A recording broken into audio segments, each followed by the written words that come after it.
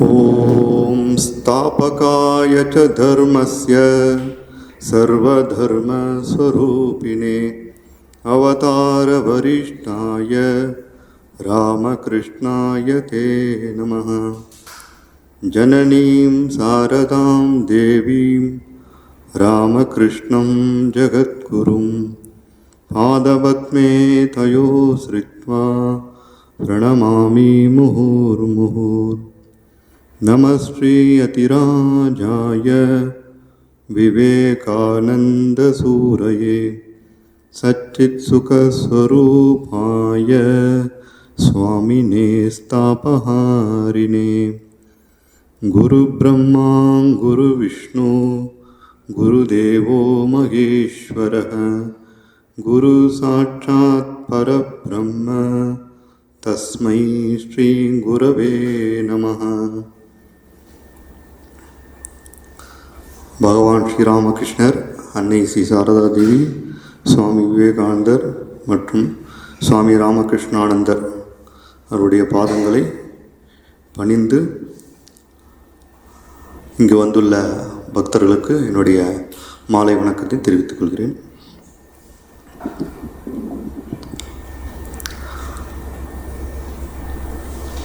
இன்று வேகம் கெடுத்தாண்ட வேந்தன் அப்படின்ற ஒரு தலைப்பில் ஒரு சத்சங்க நிகழ்ச்சி. சத்சங்கம் என்பது சாதுக்கள் நல்ல கருத்துக்கள் சிந்தனைகளை சேர்ந்து சிந்திக்கிறது. அப்படி ஒரு வாய்ப்பு கிடைக்கிறது நமக்கு ஒரு பெரு பாக்கியம். நம்ம கடந்த சில நாட்களாக பங்குனி உற்சவம் போயிட்டுருக்கீங்க. நம்ம கபாலீஸ்வரர் கோயில் பங்குனி உற்சவம்லாம் நீங்கள் கேள்விப்பட்டிருக்கீங்க. ஸோ வேகம் கெடுத்தாண்ட வேந்தன்னாலே நமக்கு எல்லாருக்கும் உடனே சிவபுராணத்தில் உள்ள 7வது வரி, நமச்சிவாய வாழ்க நாதன் தாழ் வாழ்க மெய்ப்பொழுதும் என் நெஞ்சில் நீங்காதான் தாழ் வாழ்க கோக்கழி ஆண்ட குருமனிதன் தன் தாழ் வாழ்க ஆகமாகி நின்று அன்னிப்பான் தன் தாழ் வாழ்க ஏகன் அநேகன் இறைவனடி வாழ்க வேகம் கெடுத்தாண்ட வேந்தனடி வெல்க. இன்னும் நிறைய அப்படியே தொடர்ந்து இருக்கு. வேகம் கெடுத்தாண்ட வேந்தன், இதை நம்ம பிரித்து பார்த்தோம் அப்படின்னா வேகமாக செல்கிறது சீற்றம் அப்படின்னு சொல்லலாம். அந்த வேகத்தை அடக்கி கெடுத்து அடக்கி குறைத்து அல்லது சமப்படுத்தி கெடுத்து ஆண்ட அந்த ஆண்டவன் ஆட்சி செய்தவன் நடத்துபவன் அப்படின்ற பொருள். வேந்தன் என்பது அரசன் இறைவன் இங்கே சொல்லலாம்.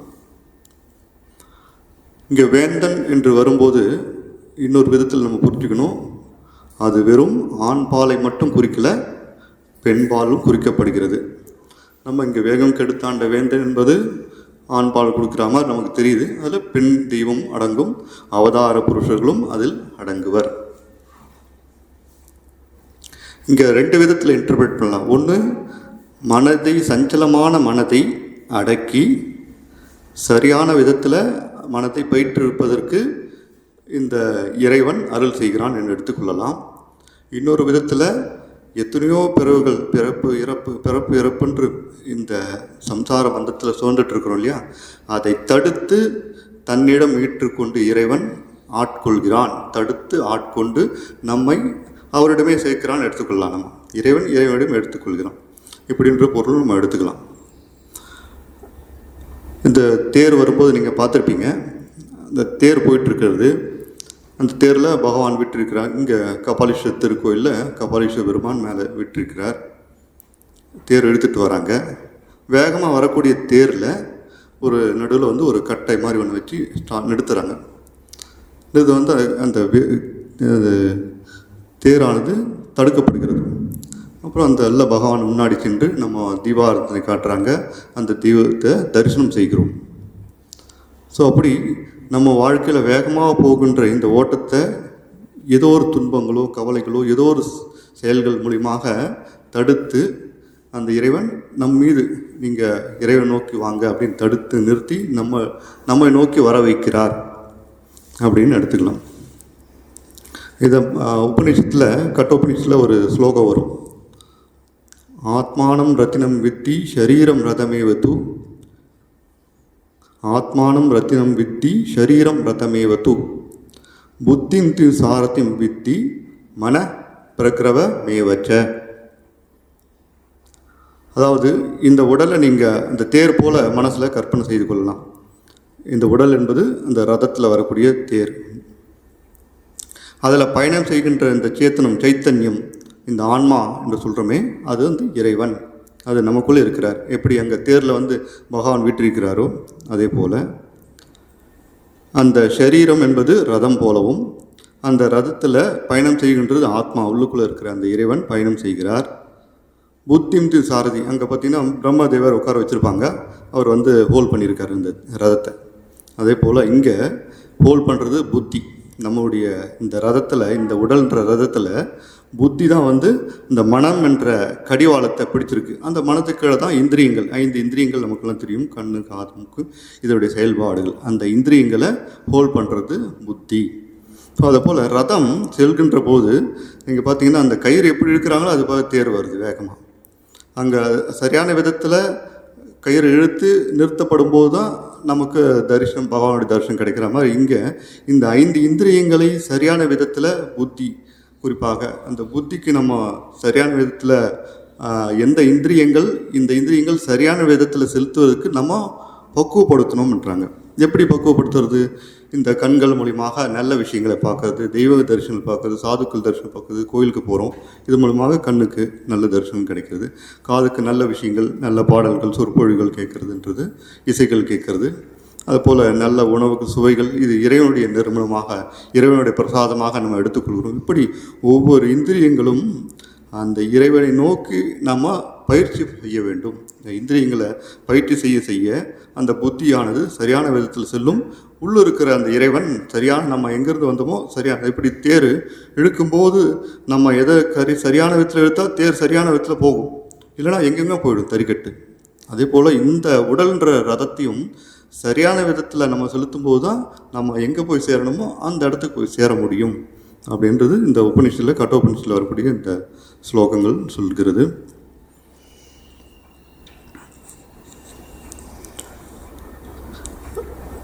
ஞானிகள், முனிவர்கள், இவங்களுக்கெல்லாம் வந்து அகண்ட சச்சிதானந்தம், இறைவன் என்பது எங்குன்னு இருக்கின்ற பரம்பொருள் தான் அவங்களுக்கு வேணும்.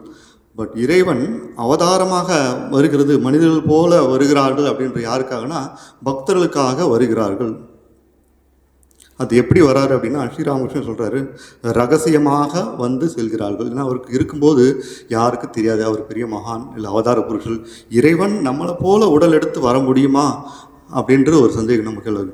ஸ்ரீராமச்சந்திரமூர்த்தி அவதாரம் எடுத்து வரும்போது சாட்சாத் பரம்பொருள், அந்த பரம்பொருள் அவதாரம் எடுத்து வரும்போது வெறும் ஒரு 12 பேர் மட்டும்தான், அதுக்குள்ளே மகா முனிகள், ரிஷிகள், பரத்வாஜர் போன்ற முனிகள் மட்டும்தான் தெரியும். சாட்சாத் அந்த பரம்பொருள் திருமாலே ராம அவதாரத்தை எடுத்து வந்திருக்காரு அப்படின்னு அவங்களுக்கு மட்டும், மற்ற யாருக்கும் தெரியாது. தசரடைய பையன், ஒரு நல்ல ராஜா, இவ்வளோ மட்டும்தான் மற்றவங்களுக்கு தெரியும். ஸோ அப்படிப்பட்ட அவதார புருஷர்களை எல்லாராலும் புரிந்து கொள்ள முடியாது.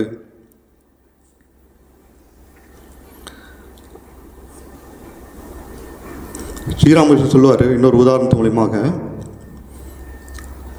அதாவது இப்போ நம்ம இருக்கிற உலகம் லீலை, இது மேலே ஒரு சமாதி நிலை ஒரு நம்ம எடுத்துக்கிறோம் அப்படின்னா தியானத்தில் ரொம்ப ஆழ்ந்து செல்கிறோம், ரொம்ப ஆனந்தமாக இருந்தது. ஏன்னா மனம் உருவப்பட்டு நிலை நிறுத்தி நம்ம அந்த நித்தியானந்தம், அந்த சமாதி, ஸ்ரீராமகிருஷ்ணனுடைய வாழ்க்கையில் நம்ம பார்க்கணும்னா அப்பப்போ சமாதி நிலைக்கு செல்வார், அப்பப்போ லீலைக்கு வருவார். இந்த சமாதின்றது அவருக்கு எளிமையாக கைகூடியது. அந்த மேலே சொல்கிறது நித்தியம், எப்போவுமே மெர்ஜ் வித் பிரம்மன் அப்படின்னு சொல்லலாம். இந்த உலகில் வாழ்க்கையில் வரும்போது லீலையாக இவங்க என்னுடைய பக்தர்கள், இவங்களுக்கெல்லாம் நம்ம சேவை செய்கிறோம். இப்படி லீலைகள் நம்ம குடும்பத்தில் வாழ்கிற மக்கள் நினைக்கிறோம், இவங்களுடைய சொந்தக்காரங்க, இவங்க தாய் தந்தையர்கள், இதெல்லாம் லீலை. ஸோ நித்தியம் லீலை 2 விதத்தில் இருக்குது. ஸோ நித்தியத்துக்கு அப்பப்போ செல்ல முடியும், லீலைக்கு வர முடியும். யாரால்? அவதார புருஷரால் வர முடியும். சாதாரண மக்களால் நித்தியத்துக்கு முயற்சி பண்ணுறோம், ஆனால் அவதார புருஷர்கள் நித்தியத்துக்கு செல்வார்கள், லீலைக்கும் வர முடியும்.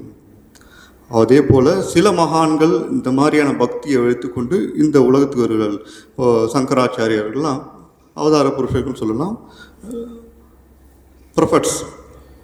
இவங்க வந்து இந்த நான் கொஞ்சம் இந்த நான் வித்தியை நான் அப்படின்றத வைத்துக்கொண்டு இந்த உலகத்திற்கு வந்து சேவை செய்தார்கள். அந்த நானை வைத்துக்கொண்டு தான் இந்த உலகத்தில் லீலைகள் இருந்தார்கள்.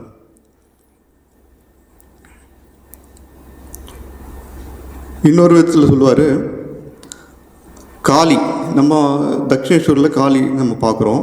காளிக்கு கீழே சிவபெருமான் படுத்துட்டு இருக்காங்க. காளி புருஷனா பிரகிருத்தியா அப்படின்னு ஒரு சந்தேகம் வருது. கமார்புக்கூரில் லாகான்ற வீடுகளில் பூஜை பண்ணுறாங்க, காளிக்கு பூஜை. அப்போது பூணூல் அணிவிக்கிறாங்க காளிக்கு. அப்போ அங்கேருந்து ஒரு பக்தர் பார்த்துட்டு, என்ன காளிக்கு பூணூல் போட்டிருக்கீங்களே அப்படின்னு கேட்குறாரு. தம்பி, நீங்கள் ஒரு புரிஞ்சிட்டிங்க பொழுது காளி வந்து பூணூல் போடணும், எனக்கு இன்னும் தெரியல, எனக்கு அந்த நிலை இல்லை. காளி வந்து புருஷனா இல்லை பிரகிருத்தியா அப்படின்ட்டு எனக்கு இன்னும் அந்த நிலை வரலை. உங்களுக்கு தெரிஞ்சுட்டு பழகுது. நீங்கள் காளியை வந்து நீங்கள் பார்க்குறது வெறும் பெண் உருவமாக பார்க்குறீங்க. இல்லை, காளி என்பது நம்ம நினைக்கிற மாதிரி புருஷனும் இருக்கலாம், பிரகிருத்தியாகவும் இருக்கலாம். அதுதான் ஸ்ரீராமன் சொல்லுவார், கடல் கடல் பெரிய சச்சிதானந்த பிரம்மம், அது அசைவற்று இருக்கும்போது பிரம்மமாக இருக்கிறது. எப்போது அசைகிறதோ, அலையாக போகுது, அலை வருது, அது வந்து சக்தியாக மாறுது. கடலை சேர்ந்தத்தான் அலை, அலையை சேர்ந்தான் கடல். பட் அசைவற்று இருக்கும்போது அதுக்கு பேர் பிரம்மம், எப்போ அசைக்கிறதோ அதுக்கு பேர் சக்தி. ஸோ எல்லையற்ற பிரம்மம் பரம்பொருள் அவதாரம் எதில் எடுக்கிறாங்கன்னா அந்த சக்தியிலேருந்து தான் வருது. அவதாரங்கள் அவங்க செயல்படுறாங்க. நமக்கு இந்த அவதார தத்துவம், இறைவனுடைய தத்துவத்தை சொல்கிறது அந்த அவதார புருஷர்கள் சக்தியிலேருந்து வருகிறார்கள். பிரம்மம் என்பது நிலையானது, அசைவற்றது அப்படின்னு உதாரணம் நம்ம எடுத்துக்கலாம். இந்த தண்ணி எடுத்துக்கலாம் உதாரணத்துக்கு. தண்ணி அசைவற்று இருந்தால் அது பிரம்மமாகவும், அசைகின்ற போது சக்தியாகும். அப்போது இந்த பரம்பொருள் அவதாரம் எடுக்கிறதுலாம் அந்த சக்தியிலேருந்து தான் வருகிறாங்க. இப்போ காளி, நமக்கு அந்த கொஸ்டின் வரணும், காளின்றது பிரம்மமா சக்தியா? இல்லை, அசைவற்று இருக்கும்போது எப்படி அசைவற்று இருக்கும்போது பிரம்மம் சிவம் அப்படின்னு சொல்கிறோம். அந்த சக்தி தான் வந்து செயல்படுகிறது. அதான் சொல்லுவார், இந்த உலகத்தில் நம்ம இருக்கிற வந்து அந்த ஆத்யா சக்தியை சரணடைந்து வாழ வேண்டும். இந்த ஆத்யா சக்தியை சரணடைந்தான் இந்த உலகத்தில் நம்ம வாழ வேண்டும். ஒரு தடவை மகாமாயை காளிக்கு தான் சொல்லலாம். இந்த மகாமாயை சிவபெருமானை விழுங்கிட்டான். சிவபெருமானை முழுங்கினவொடனே சிவபெருமான் உள்ளே சென்று 6 சக்கரங்கள் என்று நம்ம சொல்லுவோம், யோகங்கள், நம்ம பதஞ்சலி யோகத்தில் சொல்கிறோம் இல்லையா, யோகங்கள். 6 சக்கரத்தை தெரிந்து கொண்டு தொடை வழியாக வெளியே வந்திருக்கார் சிவபெருமான். அது அந்தவுடைய காட்சி தான் நம்ம இப்போ தக்ஷேஸ்வர் காளி கோயில் பார்த்தீங்கன்னா இங்கே ஃபோட்டோ பார்த்துருப்பீங்க. சிவபெருமான் படுத்திருப்பார், காளி தொடையிலேருந்து நின்று பார்த்துருக்க மாதிரி இந்த ஒரு காட்சி நீங்கள் பார்க்கலாம். இது என்ன பொருள்னா, சிவபெருமான் காளி சென்று அந்த சட்சக்கரங்கள் 6 சக்கரங்களுடைய தந்திரங்கள், அதன் மூலமாக தந்திர சாஸ்திரங்கள் வெளியே வந்தது. தந்திர சாஸ்திரங்கள் சிவபெருமான் உருவாக்கப்பட்டது. அந்த 6 சக்கரங்கள் மூலாதாரம், சுவாதிஷ்டானம், மணிப்பூரகம், அநாகிருதம், விசுத்தி, ஆஞ்ஞை, இந்த 6 சக்கரங்கள் பற்றிய அறிவை பெற்றுக்கொண்டு வந்தார்.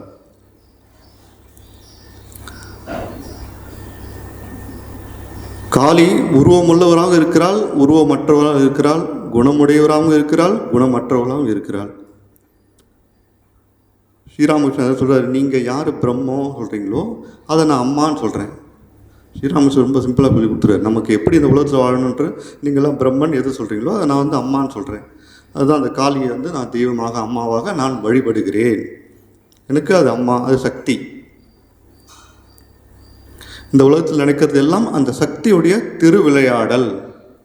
இன்னொரு உதாரணம் மூலிமா பார்க்கலாம். பசுமாடு என்பது சச்சிதானந்த பிரம்மமாக நம்ம எடுத்துக்கோங்க. எல்லா இடத்துலேருந்து நமக்கு பால் இருக்கிறது. ஆனால் இருந்தாலும் பால் எங்கேருந்து வருதுன்னா பசுவின் மடியிலிருந்து தான் நமக்கு கிடைக்கிறது.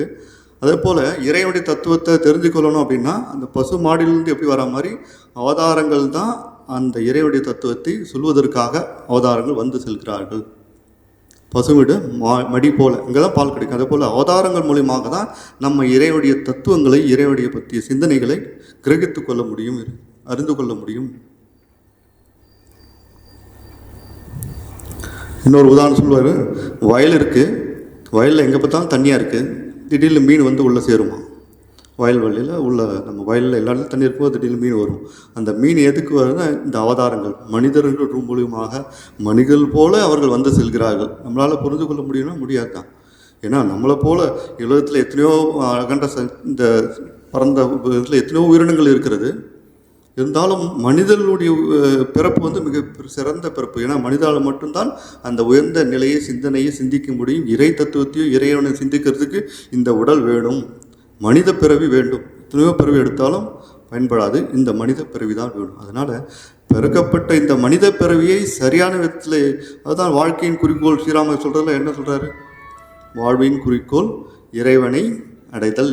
நம்ம இறைவனை அடைதல்னு என்ன அர்த்தம்னா, நேராக வானத்தை போய் சென்ட்டால் இறைவன் அடைந்தணும் அப்படின்னு அர்த்தம் இல்லை. இறைவன் அடைதல் என்னன்னா, இறை தத்துவங்களை சிந்தனைகளை கிரைத்து கொண்டு அதற்குரிய தகுதிகளை வளர்த்து கொண்டு யார் இறைவன் எந்த இடத்துல வச்சுருக்காரோ, சில பேர் குடும்பத்தில் வச்சுருக்கலாம், சில பேர் சன்னியாசாக வச்சுருக்கலாம், சில குடும்பத்தில் விதவிதமான பக்குவமற்ற நிலைகள், பக்குவ நிலைகள், யாருக்கு எந்த குணங்கள் எது வேணுமோ அந்த இடத்துல அவர் வைப்பார். அதை நம்ம புரிஞ்சுக்கணும். இறைவன் நம்ம இங்கே வச்சுருக்காருன்னா நம்ம ஏதோ இதிலேருந்து கற்றுக்க வேண்டியது இருக்குது. இல்லை நம்முடைய இந்த அன்னை சாரதாவுடைய வாழ்க்கையில் ப்ராக்டிக்கலாக நமக்கு சொல்லி கொடுத்துட்டாரு. அன்னையை சுற்றி இருந்தவங்களாம் நீங்கள் படிச்சிங்கன்னா அவங்களோட வாழ்க்கையில் பார்க்கலாம்.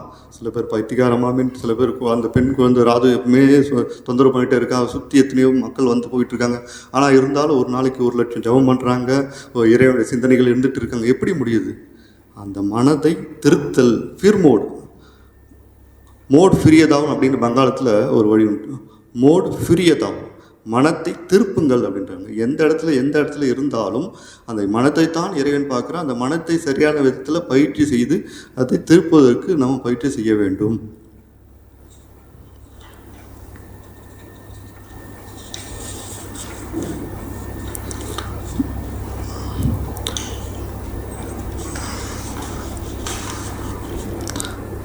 பராபர கன்னி அப்படின்னு ஒன்று நீங்கள் கேள்விப்பட்டிருப்பீங்க. அந்த பராபர கண்ணியில் தாயுமான சுவாமிகள் ஒரு அர்த்தம் இந்த வேதம் கெடுத்தாண்ட வேந்தனுக்கு ரிலேட்டடாக ஒரு சொல்லியிருக்காரு. இதை நம்ம கொஞ்சம் டீப்பாக சிந்தனை செய்யக்கூடிய இடம். தன்னை அறிந்து அருளே தாரகமா நிற்பதுவே உன்னை அறிதற்கு உபாயம் பராபரமே. தன்னை அறிந்து அருளே தாரகமா நிற்பதுவே உன்னை அறிதற்கு உபாயம் பராபரமே. தாரகம் என்னன்னா ஆதாரம். இந்த ஆதாரன்ற பொருள்படுகிறது. தன்னை அறிதல், இதில் தன்னை அறிதல் தான் விசாரம், ஞான விசாரம். இந்த ஜீவாத்மான்றது இந்த நான், இந்த உடல் சொல்லி அது பேர் ஜீவாத்மா. இந்த ஜீவாத்மாவுக்குள்ள நித்தியம் அனித்தம் அப்படின்னு இருக்குது. நித்தியம்னு என்ன? பர்மனெண்ட், இங்கிலீஷில் சொல்லணும்னா நிலையானது.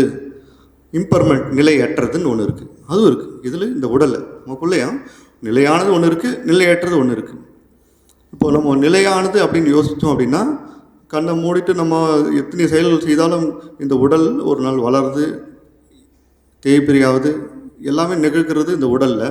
மனசு அப்பப்போ சேஞ்ச் ஆகிட்டே வருது. அப்போ நிலையானது, நான் தூங்கிட்டு இருக்கும்போது ஆழ்ந்த தூங்கிட்டு நிலை சிந்தன், நன்றாக தூங்கினேன், மறுநாள் காலையில் எழுந்து சொல்கிறோம் நல்லா தூங்குறது.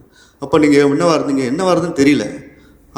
அந்த நிலையில் நாம் யாருன்று நமக்கே தெரியாது. நான் ஆணா, நான் பெண்ணா, நான் இந்தியனா, நான் வெளிநாட்டை சேர்ந்தவனா, இல்லை நான் ரஷ்யாவா, அமெரிக்கா, நான் எந்த நாடு, நான் அப்படின்ற அந்த சிந்தனை வருவதே இல்லை யாருக்கும். ஏன்னா அது வந்து ஆழ்ந்த நிலை. அந்த ஆழ்ந்த தூக்கம்ன்ற நம்ம சொல்கிறோம், அது ஆழ்ந்த தூக்கம் இல்லை. நம்மளை நாமே அறிந்து கொள்வதற்கு அந்த நான் தான் உயிர். இது வந்து நித்தியமானது, இது நிலையானது, இது எல்லாருக்குள்ளே இருக்குது, நமக்குள்ளே இருக்கிறது நிலையானது. சரி, நிலையற்றது அப்படின்னா இந்த உடல், இந்த மனம், இது நிலையற்றது, வர்றது போகிறது மாதிரி. பிறவிகள், இறப்பு, பிறப்புன்றது இந்த உடலுக்கு நடந்து கொண்டே வருகிறது. இது அனித்தியம். இதுக்கு பேர் இந்த உள்ள நாம் சொன்னோம் இப்போ இல்லை, உயிர் சொன்னாலே அதுக்கு பேர் சைத்தன்யம். ஆங்கிலத்தில், தமிழில் நித்தியம் இல்லை சேத்தனம் அப்படின்னு வச்சுக்கலாம். சேத்தனம், இதுக்கு பேர் அறிவு பொருள். இது நித்திய வஸ்து. அப்போ உடல், உள்ளம், இந்த மனசு மாறிட்டே இருக்குது, இப்போ சந்தனம் மாறிட்டே இருக்குது பார்த்தீங்களா. அந்த உடல், அந்த உள்ளமும் மாறிட்டே இருக்கிறது. இது வந்து அனித்திய வஸ்து. அப்போது மனிதன் தன்னுடைய இந்த ஜீவாத்மாவை, தன்னுடைய உடல் உள்ளத்தை அனித்தியமான இந்த வஸ்து மீது செலுத்த அவன் வந்து மலம் நிலையற்றதாக இருக்கிறது, சஞ்சலமாகிட்டே இருக்குது. எப்போ நம்முடைய எண்ணங்களை இந்த நித்திய வஸ்து சேத்தனம் உள்ளுக்கு இந்த ஆன்மா சேத்தனத்தை எந்த அளவுக்கு நம்ம நினைக்கின்றோமோ அதுதான் நிலையான வஸ்துவாக நினைக்க நினைக்க நம் மனம் லயமாகிறது, ஒன்றுபடுகிறது, இறைவனுடன் ஒன்றுபடுது, மனம் அமைதி அடைகிறது, சஞ்சலம் குறைகிறது. நம்ம எந்த சூழ்நிலை குடும்பத்தில் இருந்தாலும் இது உடலால் செய்யப்படுகிறது, இந்த மனதால் செய்யப்படுகின்ற காரியம், இல்லது புத்தியால் செய்யப்படுகின்ற காரியம். இன்டலெக்சுவல் அதிகமாக இருக்குது, புத்தி அதிகமாக இருக்குது, நான் உடலால் வேலை செய்கிறேன், எல்லாம் செய்யலாம், எல்லா செயல்களும் செய்துட்டு இருந்தாலும் ஆனால் இதெல்லாம் ஒரு நாள் நிலையற்றதான். நிலையானது ஒன்று இருக்குது, அது அந்த சைத்தன்யம் உள்ளுக்கு ஒரு நித்திய வஸ்து. இதுக்கு ஒரு உதாரணம் சொல்கிறாரு. ஒரு கடல், இதில் அதே கடல் தான் உங்களுக்கு ஈஸியாக புரிகிற மாதிரி சாகரம். அந்த கடல் சாகரத்தில் நான் ஒரு திவலை, ஒரு ஜஸ்ட் பபுள்ஸ், ஒரு ட்ராப் மாதிரி பபுள்ஸ். அந்த சாகரத்தில் ஒரு திவலை, அந்த கடலில் ஒரு திவலை. அந்த கடல் என்பது ஆதாரம் தான், ஆதாரமாக இருக்கிறது. அந்த கடல் இருக்கிற ஒரு திவலை, ஒரு பபுள்ஸ் என்பது ஆதேயம், ஆதாரமாக இருக்கிறது, ஆதேயமாக இருக்குது. கடல் என்று சச்சிதானந்த பரம்பொருள் ஆதாரமாக இருக்கிறார். அதில் ஒரு திவலை, ஒரு பபுள்ஸ் ஆதேயமாக இருக்கிறது.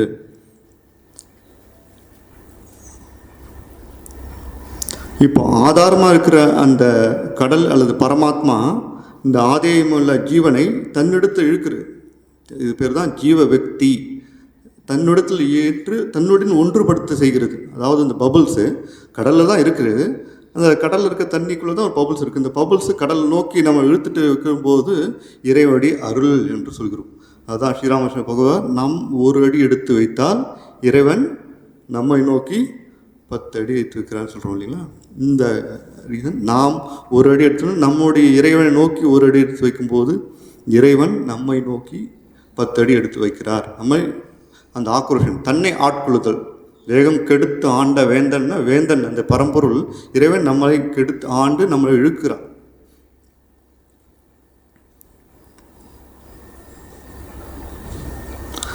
இப்போது ஸ்ரீராமகிருஷ்ண அவதார புருஷர்களுக்கும் மகான்களுக்கும் என்ன வித்தியாசம்? மகான்களும் வருகிறார்கள், நம்ம இதில் ரமண மகரிஷி இருக்காங்க, இன்னும் எத்தனையோ மகான்கள் இருக்கிறார்கள். அவர்களும் பக்தர்கள் அவங்களுடைய பாதைகளை சென்று அந்த உயர்ந்த பரம்பரை சிந்தனை செய்கிறார்கள். அதே போல் பாவஹரி பாவா, இந்த மாதிரி நாட்டில் நிறைய மகான்கள் இருக்கிறார்கள். இவங்கள்லாம் எப்படின்னா அந்த பரம்பொருள் தான் இவங்கள் தன்னையே உணர்ந்து அந்த உயர்ந்த பரம்பொருளுடன் நினைப்பதற்கு ஒரு பாதையை வகுத்து அந்த பாதை மூலமாக அந்த இறைவனை சென்று அடைஞ்சாங்க. அந்த பாதையில் விருப்பம் உள்ள மக்கள்லாம் சென்று அந்த பாதையில் முயற்சி செய்கிறாங்க. ஒரு சிறு படகு எவ்வளோ ஒரு 2-3 பேரை எடுத்துகிட்டு போகலாம், உட்கார வச்சு இந்த கரைக்கு அந்த கரைக்கு கூட்டும் போகலாம். இந்த கரையை அந்த கரை கூட்டும் போகிறதுன்றது முக்தியை சொல்லலாம், இல்லைன்னா மனதை ஒரு மனிதனை உயர்ந்த நிலைக்கு சென்று கொள்ளுதல் சொல்லலாம். இப்போ அவதார புருஷர்கள் என்ன வித்தியாசம்னா, பெரிய கப்பல் போல் அவங்களால 1000 பேரை அவங்களால அந்த கப்பலில் அழைத்து கொண்டு செல்ல முடியும். அவங்க வரும்போது ஒரு பாதையை உருவாக்குவதில்லை, பலவிதமான பாதை, பல விதமான வழிகள். யாருக்கு என்ன வழிகள் முடியுமோ அவங்களுக்கெல்லாம் அந்தந்த வழிகளை வகுத்து அந்த வழிகள் மூலியமாக அந்த உயர்ந்த பரம்பரை செய்ய முடியும். இப்போ நம்ம குடும்பத்தில் இருக்க மக்கள் எடுத்துக்கிங்க, ஒவ்வொருத்தர் மாணவர்களாக இருக்கலாம், இல்லை குடும்பத்தில் இருக்கலாம், வேலை செய்யலாம் இருக்கலாம், யார் எந்த நிலையில் இருந்தாலும் அவங்கவுங்களுக்குரிய பணிகளை பொறுப்புகளை செய்து கொண்டு அவங்களுக்குள்ள வழிமுறைகளை அவங்களுக்குள்ள பாதைகளை வகுத்து, நான் இந்த நேரத்தில் கொஞ்சம் ஜபம் செய்யலாம், இந்த நேரத்தில் கொஞ்சம் பணி செய்ய வேண்டியது இருக்கிறது, இந்த நேரத்தில் நான் கோயிலுக்கு போகலாம், இந்த மாதிரி ஒவ்வொருத்தரும் ஒவ்வொரு அமைப்புகளை நீங்களே உருவாக்கிட்டு அந்த இறைவனுடைய சத்சங்கத்தை முயற்சி செய்யும்போது அது உங்களுக்குள்ள ஒரு பாதையை உருவாக்கிக்கிறீங்க. எதை மூலமாக நான் இறைவனை தொடர்பு கொள்வதற்கு வாய்ப்பு கிடைக்குமோ அதெல்லாம் பயன்படுத்தணும். சில பேருக்கு இல்லை, எனக்கு கர்ம யோகம் ரொம்ப அதிகம் பிடிக்கும், நிறைய பணிகள் செய்யணும், சேவை செய்யணும், மற்றவங்களுக்கு உதவி செய்யணுன்ற எண்ணம் உள்ளவங்களை இறைவனாக நினைத்து நீங்கள் சேவை செய்யுங்க. கர்ம யோகம் தான் யோகமாக மாறுது. சில பேருக்கு எனக்கு அந்த வெளியிலலாம் மக்களோட தொடர்புலாம் வேண்டாம், நான் உட்காந்து தியானம் பண்ண ஆசைப்படுறேன், அவங்க தாராளமாக உட்காந்து தியானம் பண்ணலாம். சில பேருக்கு இல்லை, எனக்கு மற்றவங்களுக்கு விட இந்த பூஜை புனஸ்காரம்லாம் கொஞ்சம் அதிகமாக பிடிக்கும், கோயிலெலாம் நிறைய போகணுன்னு ஆசைப்படுறேன், தாராளமாக போகணும். ஆனால் ஒவ்வொருத்தருக்கும் ஒவ்வொரு பாதையை அவங்கவுங்க தான் கண்டுபிடிக்கணும். இதெல்லாம் சரியான பல விதத்தில் பக்தி யோகம், கர்ம யோகம், ஞான யோகம், தியான யோகம், எத்தனையோ யோகத்தில் உருவாக்கியிருக்காரு. இதில் யாருக்கு என்ன வேணுமோ சில யோகங்கள், சிலது 2-3 யோகங்கள் சேர்ந்து அவங்கவுங்களுடைய பாதைகளை அவங்க கண்டுபிடிச்சு அந்த பாதை வழியாக செல்ல வேண்டும். அது ஸ்ரீராம சொல்ல அவதார புருஷர் வரும்போது எப்படி தாய் தன்னுடைய வீட்டில் இருக்கும்போது அவங்கவுங்க குழந்தைங்க 4-5 குழந்தைங்க இருக்காங்க, அந்த குழந்தைங்களுக்கு ஏற்ப உணவு சமைப்பாங்களாம். ஒரு உதாரணத்துக்கு உருளைக்கிழங்கு எடுத்துக்கிட்டிங்கன்னா, உருளைக்கிழங்கு ஒருத்தருக்கு பொரியல், ஒருத்தருக்கு உருளைக்கிழங்கு கத்திரிக்காய் வச்ச குழம்பு, இன்னொருத்தருக்கு உருளைக்கிழங்கு வறுவல், இன்னொருக்கு சிப்ஸு போட்டு கொடுக்குறாங்க இன்னொருத்தருக்கு. யார் எந்த குழந்தைக்கு எதை கொடுத்தால் அந்த ஜீரண சக்தி இருக்கிறதோ அது தகுந்த மாதிரி அவங்க உணவு சமைச்சு கொடுக்குறாங்க தாய் வீட்டில் இருக்கவங்க. அதே போல் பகவான் அவதார புருஷர்கள் இந்த மாதிரி பல விதத்தில் பல வடிவங்களை நமக்கு அமைச்சு கொடுக்குறாங்க. யாருக்கு என்ன வழி எடுத்துக்கொள்ளுங்க. அது மூலியமாக நீங்கள் செய்ய வேண்டியது அந்த பரம்பொருளை அடைய வேண்டும். அதுதான் நம்முடைய லட்சியம். நம்ம அங்கே தோட்டத்துக்கு சொல்லுவார் உதாரணம் மூலியமாக, மாம்பழ தோட்டத்துக்கு வந்திருக்கோம், இதெல்லாம் நம்ம படிச்சிருக்கோம். மாம்பழ தோட்டத்துக்கு வந்தது மாம்பழத்தை பறித்து சாப்பிட்றதுக்காக வந்திருக்கோம். அதை விட்டுட்டு மாம்பழ தோட்டத்தில் எத்தனை மாமரங்கள் இருக்கிறது, எத்தனை மாமரத்தில் கிளைகள் எவ்வளோ இருக்கிறது, அதில் எவ்வளோ கோடி இலைகள் இருக்குது, இதெல்லாம் அந்த கவுண்ட் பண்ணிட்டா என்ன, நம்மளுடைய நேரத்தை தான் வீணாக்குறது. நம்ம வந்த நோக்கம் மாம்பழத்தை பறித்து சாப்பிடணும், மாம்பழம் நல்லா இருக்கு. ஸோ அந்த எண்ணத்தில் நம்ம என்ன பண்ணோம், இறைவன் இந்த உலகத்துக்கு நம்ம வந்தது எந்த நோக்கத்துக்கு வந்தோம் அப்படின்னு நம்ம குடும்பங்களில் இருக்கிறோம், படிக்கிறோம், எல்லாம் செய்கிறோம். ஆனால் உண்மையான நோக்கம் அந்த இறை தத்துவத்தை கிரகித்து கொண்டு இறை நிலையை மேலே உயர்ந்து கொண்டே வருவது தான் நோக்கம், லட்சியம். அதை விட்டு என்ன பண்ணுறோம், நம்ம உலகத்தில் நிறைய மனதை செலுத்தி விரயம் பண்ணிடுறோம் மனத்தை. இந்த மனத்தை விரயம் பண்ணுறதால நம்மளுடைய லட்சியத்தை நோக்கி செலுத்த முடியல. இன்றைக்கி கூட காலையில் இந்த அந்தர்யோகம் நடந்தது இங்கே கேள்விப்பட்டிருக்கோம். இந்த மாதிரி இடங்களில் இந்த மாதிரி சமயங்களில் நம்ம பயன்படுத்திட்டு கூட சேர்ந்து நம்ம செய்யும்போது எளிமையாக மனம் உயர்ந்து அடையும். தனியாக வீட்டில் செய்கிறது சில சமயங்கள் கட்டணும். அதுதான் உதாரணம் சொல்லுவார், கறி படிந்த அறையில் இருந்தால் கறி படியத்தான் செய்யும். கறி படிந்த அறையில் சமையலர்கள் வச்சு உதாரணத்துக்கு நீங்கள் எவ்வளோ சமையல், இப்போல்லாம் கேஸ் இருக்கிறதால தெரியல, இப்போ கறி இந்த அடுப்பு கட்டலை வச்சு பண்ணும்போதுலாம் இருந்தது இல்லையா, கறி இருந்தது. ஸோ அதில் நீங்கள் எவ்வளோ தான் நீங்கள் படாமல் இருக்கணும்னு நினச்சா கூட கறி பட்டுருமாம்மா. அதாவது குடும்பத்தில் இருந்தால் எவ்வளோதான் இருந்தாலும் காமெடி காஞ்சன விஷயங்கள், மற்ற உலகியல் விஷயங்கள் உங்களை இழுத்துரும். உங்களை மனசு போக விடாது, இறைநிலைக்கு போக விடாதுன்றதுக்காக தான் மடங்கள் கோயில்கள் எல்லாம் உருவானது தான் இதுக்காக தான். ஸோ அங்கே மனத்தை நம்ம நகர்த்திட்டு அந்த மாதிரி இடத்துல வரும்போது அந்த அந்த எளிதாக மனதை உயர்த்த முடித்துகிறது. இன்னொரு சொல்லார், எப்படி குடும்பத்தில் வாழணும்னா பணக்கார வீட்டு வேலைக்காரி போல் வாழணும்.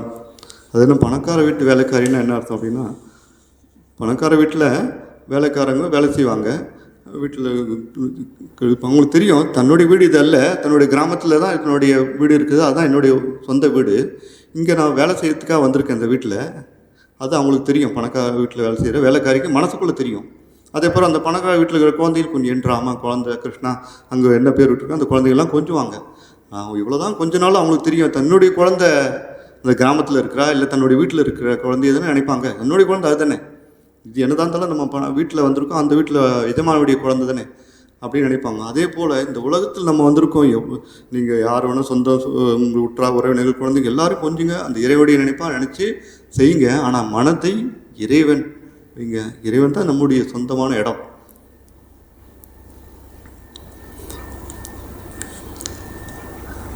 இந்த உலகத்தில் இருக்கும்போது அதே போல் சொல்லுவாங்க, நம்ம இந்த மாதிரி பக்தியை செலுத்தி கொண்டு வராமல் உலகியலில் ஈடுபட்டால் என்ன ஆகும் அப்படின்னா, சில சமயங்களில் கவலை வருது, துன்பம் வருது, ஏதோ ஒரு பிரச்சனைகள் வரும்போது மனம் உறுதி இழந்து விடுகிறார்கள். ஏன்னா அவங்க பக்தின்ற ஒரு ஞானத்தை வளர்க்காமல் போகும்போது என்ன ஆகிடுது, மனம் எளிதாக உடஞ்சி போயிடுது. ஐயோ, சில சமயங்களில் தவறான வழிக்கு போயிடுறாங்க. ஏன்னா அவங்க மனசு உறுதி தான் யாருன்ற தெரியலையே. தன்னுடைய உண்மையான சொரூபம் என்ன, சேத்தனம், சைத்தன்யம், ஆன்மா, இதுதான் தன்னுடைய உண்மையான சொரூபம். பட் இதில் இருக்கிற உடலோ மற்ற விஷயங்களோ, இந்த உலகத்தில் எனக்கு செய்யக்கூடிய பணி இந்த உடல் மூலமாக மனம் மூலியமாக செய்ய வேண்டிய சில பணிகள் இருக்க செய்கிறோம். அது சொல்லுவாங்க, இந்த பலாப்பழத்தை நீங்கள் வெட்டும்போது கையில் எண்ணெய் தடவிட்டு வெட்டணுமா, இல்லைன்னா பலாப்பழத்தில் பிசின்லாம் கையில் ஒட்டிக்கும். அதே போல் பக்தின்ற ஒரு ஞானத்தை வளர்த்து கொண்டு நம்ம இந்த உலகத்தில் ஈடுபட வேண்டும்.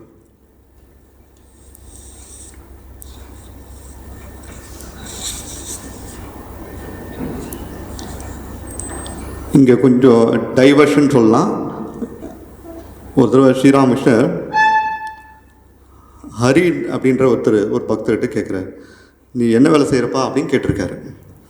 அங்கே இருக்க கூட ஒருத்தர் மகேந்திரநாத் குப்தர் மற்றவங்களாம் இருக்காங்க. அவர் சொல்கிறாரு, அவர் ஒன்றும் பெருசாக வேலை செய்கிறதில்ல, வீட்டில் அவங்க தாய் தந்தையருக்கு உதவி செய்கிறாரு, அப்புறம் மனைவி மக்களுக்கு உதவி செய்கிறாரு, சகோதரர்களெலாம் உதவி செய்கிறாரு, இதான் அவர் வேலை, வேறு எந்த வேலை செய்கிறதில்ல அப்படின்னு சொல்கிறார். இப்போ ஸ்ரீராமன் சொல்கிறார் சிரிச்சுக்கிட்டே, என்ன பூசணிக்காய் வெட்டுற பெருசாக போல் இருக்கே, பூசணிக்காய் வெட்டுகின்ற பெருசு. பெருசுன்னா எனக்கு தெரியும், வயசானவங்க தெரிஞ்சுருப்பீங்க. இன்னும் பூசணிக்காய் வெட்டுற பெருசு போல் இருக்குது, இது நல்லதல்ல அப்படின்ற. ஒன்று இல்லறத்தான் இரு, இல்லைன்னா பக்தனா இரு, ரெண்டுமே இல்லை. சும்மா அது என்ன அர்த்தம் அப்படின்னா, வங்காளத்தில் வந்து பூசணிக்காய் வந்து பெண்கள் வெட்டக்கூடாதுன்னு சொல்லுவாங்க.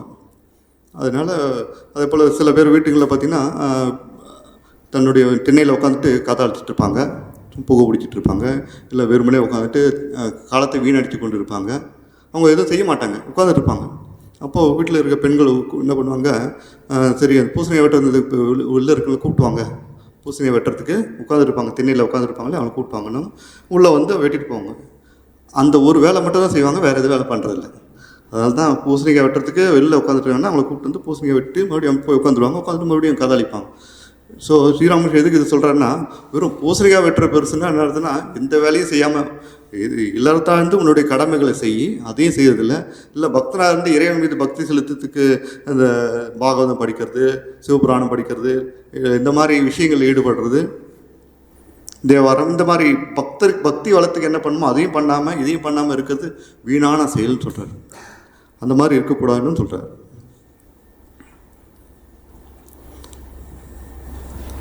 இறைவனின் திருவடிகளில் தாமரைகளில் மனதை வைத்து உன்னுடைய கடமைகளை செய், அதான் ஸ்ரீராமர் சொல்கிறார். அப்போது காலம் கிடைக்கும்போது, டைம் கிடைக்கும்போது கொஞ்சம் பாகவதத்தை படிக்கிறது, சைத்தன்ய சரிதாமிர்தம், 4000 தீபம் வந்து எத்தனையோ இருக்குது நல்ல விஷயங்கள் படிக்கிறதுக்கு, சிந்தனை செய்கிறதுக்கு. அதில் மனதை செலுத்த வேண்டும் அப்படின்னு சொல்கிறார்.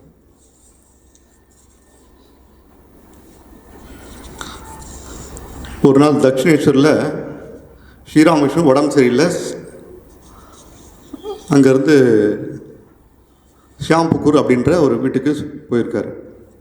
அப்போ பக்தர்கள்லாம் வந்துட்டாங்க. ஸ்ரீராமகிருஷ்ணன் இல்லையே, அவருக்காக நம்ம பழங்கள் வாங்கி வந்திருக்கோம், ஸ்வீட்லாம் வாங்கி வந்துருக்கோம், அவர் எப்படி இங்கேருந்து ஷியாம்புக்கூர் போயிட்டார், என்ன பண்ணுறதுன்னு அவருடைய படம் இருந்தது, அவருடைய ஃபோட்டோ எடுத்த படம் அவர் அங்கே வச்சுருந்தாங்க. அங்கே வச்சுட்டு வழிபட்டு அவர் பிரார்த்தனை பண்ணிட்டு அந்த பிரசாதமாக எடுத்துகிட்டு செஞ்சுட்டாங்க. ஸ்ரீராமகிருஷ்ணன் இருக்கிறாரு, அங்கே தான் எங்கே இருக்கார், ஷியாம்புக்கூரில் இருக்கிறாரு. ஆனால் தட்சிணேஸ்வர் வந்த மக்கள் அவர் இல்லைன்னு தெரிஞ்சவுடனே அந்த பழங்களையும் ஸ்வீட்டையும் அவருக்கு முன்னாடி ஃபோட்டோவுக்கு முன்னாடி நைவேத்தியம் பண்ணிவிட்டு அதை பிரசாதமாக எடுத்துகிட்டு செஞ்சுட்டாங்க. இது கேள்விப்பட்டவுடனே அப்புறம் ஸ்ரீராமகிருஷ்ணன் வந்து கேள்விப்படுற அப்புறம் அன்னை சாரதா தேவி, லட்சுமின்றவங்களாம் அங்கே தங்கியிருக்காங்க நகபத்தில், அம்மாவும் தங்கியிருக்காங்க நகபத்தில். அப்போது ஸ்ரீராமகிருஷ்ணன் என்ன இந்த மாதிரி கேள்விப்பட்டேன், இந்த மாதிரி ஸ்வீட்டும் இதெல்லாம் ஆஃபர் பண்ணிட்டு எடுத்து போயிட்டாங்கன்னு. அப்போது ஸ்ரீராமன் சொல்கிறாரு, ஓ இந்த மாதிரி சிட்டி இது அமங்கலம் அப்படின்னு நினச்சாங்க. அங்கே இருக்க சாரதாமா இப்போ உயிரோடு இருக்க ஒருத்தருக்கு நைவேத்தியம் பண்ணாங்கன்னா நம்ம வீட்டில் என்ன நினைப்போம், மாலை போட்டாங்கன்னா மாதிரி நினைப்போம் இல்லையா, அந்த போல் இது ஒரு அமங்கலமான காரியமோ அப்படின்ற மாதிரி அன்னை கொஞ்சம் வருத்தப்பட்டாங்க. அப்போது ஸ்ரீராமகிருஷ்ணன் சொல்ல, இல்லை இல்லை, இந்த உடல் இந்த உடல் பல வீடுகளில் வழிபட போகிறது அப்படின்ட்டு சொல்கிறார் ஸ்ரீராமகிருஷ்ணன். அப்போது அவங்களுக்கு புரியல. அம்மா சிறு வயது சாரதாம்மா, அப்புறம் லட்சுமி அவங்களும் கூட இருக்காங்க, அவங்களுக்கும் சிறு வயது, அவங்களுக்கு அப்போ என்னென்னு புரியல. அது அப்புறம் வளர்ந்த பிறகோ ஸ்ரீராமகிருஷ்ணனுடைய கருத்துக்கள் பரவன பிறகு தெரியுது, இன்றைக்கி வீடு வீடு எத்தனை இடத்துல ராமகிருஷ்ணனுடைய வழிபாடு நடைபெற்றிருக்குது. வெறும் இங்கே மட்டும் இல்லை, பல கடைகளில், வெளிநாடுகளில், எல்லா இடங்களிலும் இன்றைக்கு ஸ்ரீராமகிருஷ்ணன் வழிபடப்படுகிறார். அது ஸ்ரீராமகிருஷ்ணன் அப்போ சொல்கிறார், இந்த உடல் வழிபடப்படுது.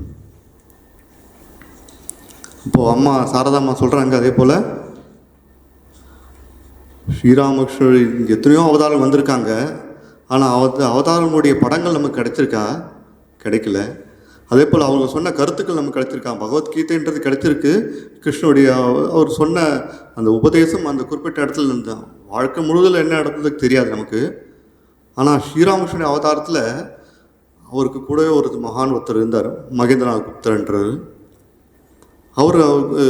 அவரை சென்று பார்க்கும்போது அவர் சிறு வயதுலேருந்து ஒரு பழக்கம், டைரி சின்ன வயசில் 8வது படிக்கிறதுலேருந்து அந்த மகேந்திரநாத் குப்தன்றவருக்கு ஒரு பெரிய தலைமை ஆசிரியர், பெரும் படித்தவர், நல்ல புத்திமான், இலக்கியவாதி.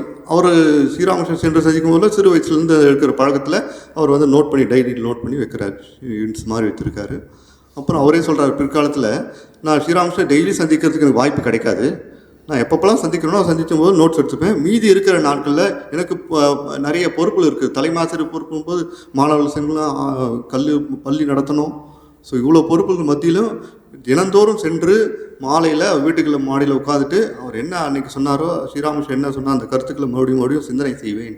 சிந்தனை உட்காந்துட்டு அந்த டைரியை பார்ப்பேன், சிந்தனை செய்வேன். மறுபடியும் அடுத்த தடவை பார்க்குறதுக்கு முன்னாடி இந்த மாதிரி ஒவ்வொரு டைம் போகும்போது அதை நோட்ஸ் எடுத்து அந்த டைரியை பார்த்துட்டு வரேன். இப்படி தான் அந்த கதாமிரதம் நமக்கு இதில் கிடச்சிருக்குன்னா அது பெரும் பாக்கியம் அவர்கிட்ட தான் வந்திருக்கு, அந்த மகான் கொடுத்து தான். அவர் என்ன சொல்கிறாரு, 160 நாள் ஸ்ரீராமகிருஷ்ணன் பார்த்து சந்தித்த நோட்ஸ் தான் இன்றைக்கி நமக்கு அமுத மொழிகளாக நமக்கு தமிழில் கிடச்சிருக்கு. கதாமிரதம் பெங்காலியில் கிடச்சிருக்கு. ஸோ அப்படிப்பட்ட நேரடியான மகான் அவதார புருஷனுடைய வார்த்தைகளே கிடைச்சிருக்குன்னா இந்த அவதாரத்தில் நடந்திருக்கு. வேறு எந்த அவதாரத்துலேயும் தான் சொன்ன சொற்களை யாரும் நோட் பண்ணது யாரும் கிடையாது.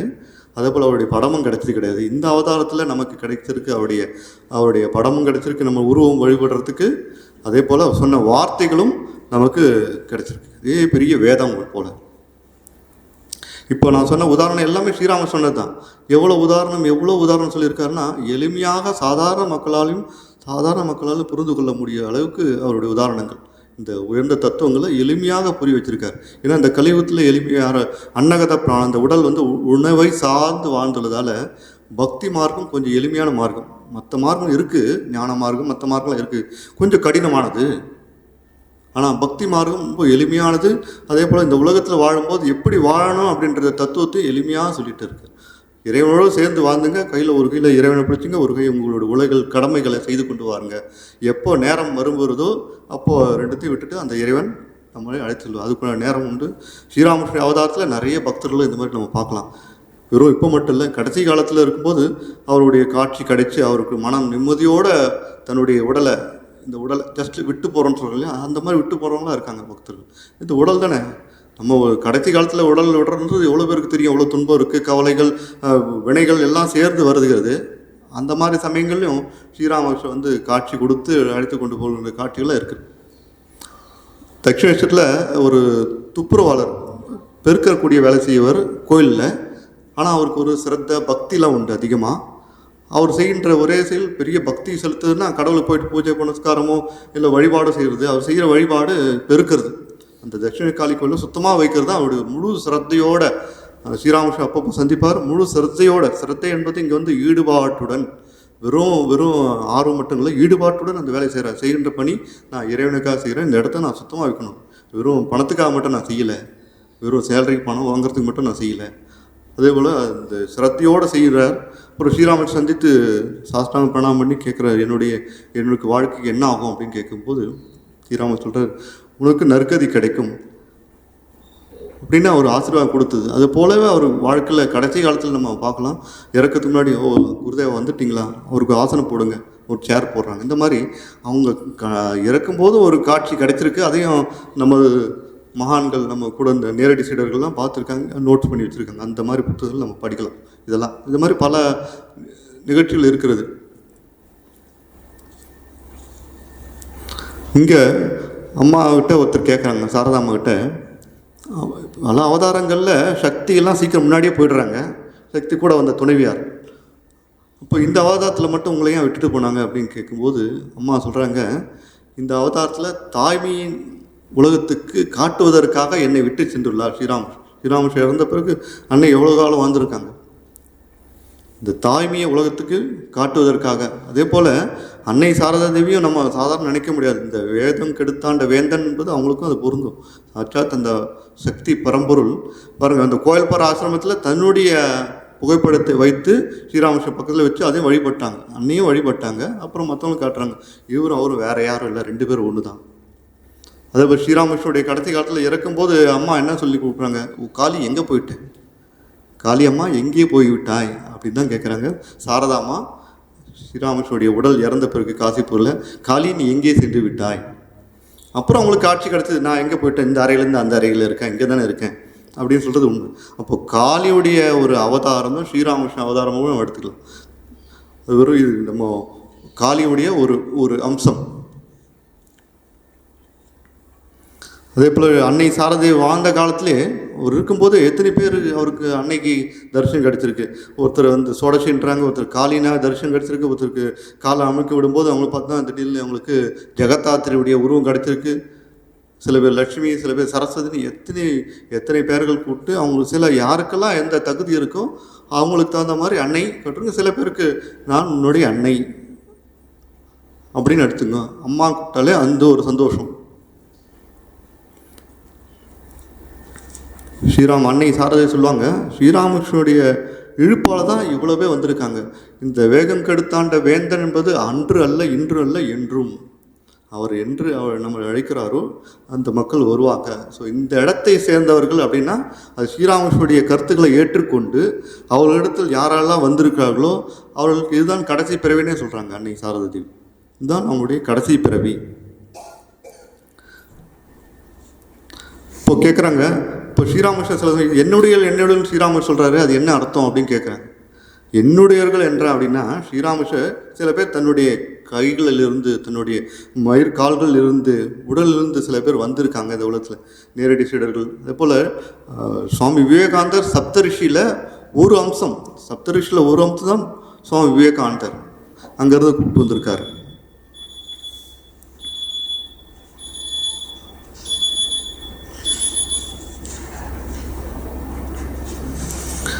நம்ம இந்த ஸ்ரீராமகிருஷ்ணர் சொல்லியிருக்காரு ஒரு தடவை, அவர் தியானத்தில் வெள்ளைக்காரர்கள் மத்தியில் இருப்பேன் அப்படின்னு. வெள்ளைக்காரர்கள் யாரும் அப்படின்னா ஆங்கிலேயர்கள். அதாவது வெள்ளை உடல் முழுக்க அந்த சைடில் இருக்க வெளிநாட்டவர்கள்லாம் வெள்ளையாக இருப்பாங்க. அதனால் வெள்ளைக்கார உடல் மத்தியில் நான் இருக்கேன் அப்படின்னு அர்த்தம்னா அவருடைய கருத்துக்களை அவரும் பெற்றுக்கொள்வார்கள், அவங்க ஏற்றுக்கொள்வார்கள். இன்றைக்கி வெளிநாட்டில் எத்தனை ராமகிருஷ்ண மடங்கள் இருக்கிறது, எத்தனை வேதாந்த சொசைட்டி இருக்கிறது, எத்தனை ராமகிருஷ்ணனுடைய கருத்துக்கள், அன்னை சாரதை கருத்து, விவேகானந்த கருத்துக்கள் இன்றைக்கி வெளிநாட்டு மக்கள் எவ்வளோ பேர் அதை ஏற்றுக்கொண்டு எத்தனை பேர் தன்னுடைய வாழ்க்கையில் வெறும் பக்தர்களாக மட்டும் இல்லை, சில பேர் நிறைய சன்னியாசியாக ஆயிருக்காங்க. அவங்கெல்லாம் கிறிஸ்துவ மதத்திலே பிறந்து வளர்ந்திருந்தாலும் இந்த வேதாந்த கருத்துக்களை ஏற்றுக்கொண்டு தனியாகவும் உயர்ந்திருக்கும். வெறும் கிறிஸ்துவ மதம் முகமதுலேயும் சில பேர் அந்த மாதிரி உயர்ந்த சன்னியாசம் எடுத்துக்கொண்டு இந்த உயர்ந்த வாழ்க்கை வாழ்ந்திருக்காங்கன்னா அப்போது அந்த அவதாரத்துடைய கருத்தை நம்ம புரிஞ்சுக்கணும். வெறும் இந்த உலகத்து மட்டும் இல்லை, உலகத்தில் எல்லா மக்களுக்காக வந்தவர்னு அர்த்தம். அந்த ஈர்ப்பு சக்தி.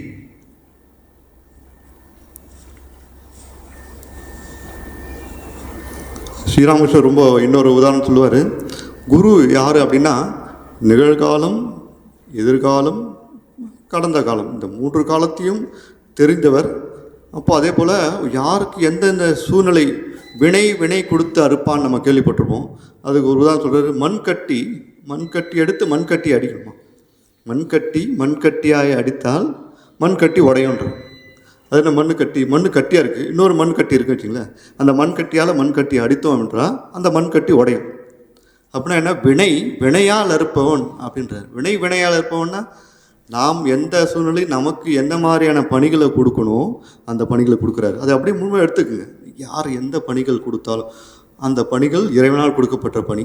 அந்த பணியின் மூலியமாக நம்முடைய வினையை அறுத்து அந்த கபால மோட்சனாக நம்மளை இறைவனை நோக்கி ஈர்த்துக்கிறார்.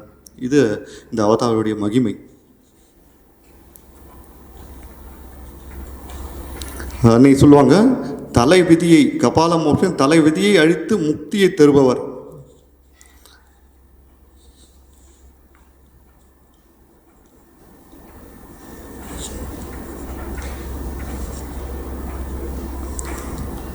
பரமபதம் நம்மலாம் பார்த்துருப்போம். ஏணி விளையாட்டு, மேலே ஏறுறது, பாம்புலேருந்து கீழே இறங்குறது, மறுபடியும் ஏணியில் ஏறி மேலே ஏறுறது, இந்த மாதிரி பரமபதம் ஒரு விளையாட்டு. இது அன்னை சாரதேவி உத்போதல் இருக்கும்போது அவங்க பார்க்குறாங்க. இதை பார்த்துட்டு அங்கே உள்ள பக்தர்கள் சொல்கிறாங்க, இதே போல் தான் நம்மளுடைய வாழ்க்கையில் மேலே ஏறுது, சில சமயம் கீழே இறங்குறது, மேலே ஏறுது கீழே இறங்குறது. இந்த பரமபதத்தில் போல் நம்மளுடைய வாழ்க்கையில் மேலே ஏறி கீழே இறங்குறது இருக்கிறது. ஆனால் அந்த பகவானுடைய அருள், இந்த ராமகிருஷ்ணனுடைய அருள் கிடைக்கும்போது இந்த வினைகள்லாம் கடித்து அந்த உயர்ந்த கதிக்கு எடுத்து செல்கிறார். அவங்களுக்கு இதுதான் கடைசி ஆட்டம். கடைசியில் மேலே செய்யக்கூடிய பரமபதத்தை அடையக்கூடிய ஒரு வாய்ப்பை கொடுக்குறாரு. சில பேர் ஆசைகள் இருக்கிறதே அப்படின்றாங்க. அப்போது சொல்கிறாங்க, அவங்களுக்கு கடைசி காலத்தில் இல்லது மரணம் வரத்துக்கு முன்னாடியும் சில நாட்டில் ஆசையற்ற தன்மையை கொடுத்து விடுவார். ஆசையில் இருக்கிறதால தான் பிறப்பு இருக்கிறது. ஆனால் அந்த ஆசையற்ற தன்மை எப்போ கொடுப்பான்னு மரணத்துக்கு வரத்துக்கு சில நாட்கள் முன்னாடியோ இல்லை மரணத்துக்கு முன்னாடி கூட ஆசையற்ற தன்மையை கொடுத்து விடுவார் பகவான். அதுதான் பகவானுடைய அருள், கிரேஸ்.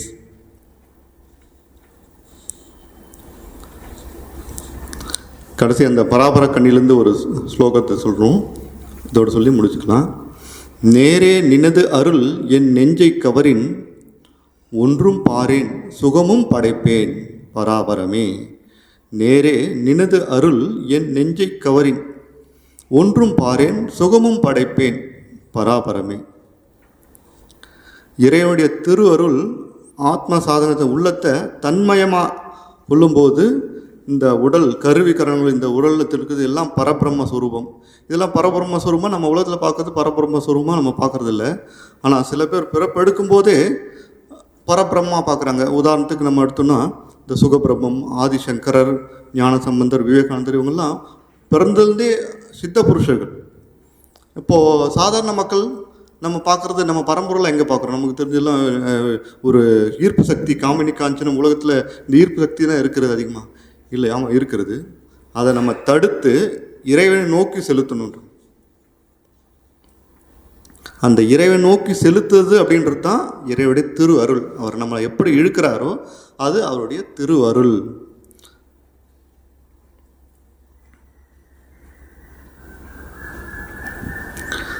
பற்றுக பற்றாற்றான் பற்றினை, அப்பற்றி பற்றுக பற்று விடற்கு.